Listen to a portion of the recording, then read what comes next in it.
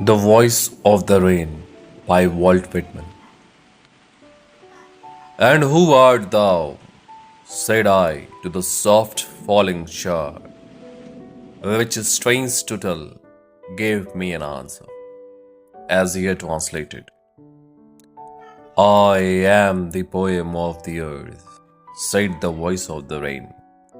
Eternal I rise, impalpable, out of the land and the bottomless sea.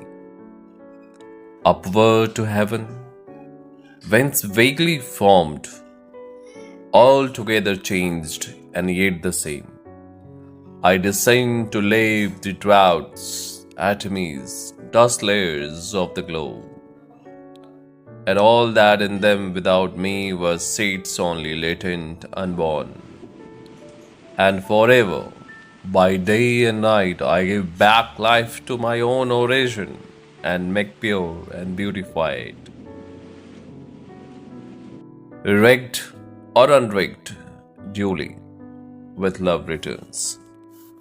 The Voice of the Rain by Walt Whitman, recited by Vrisen Sir.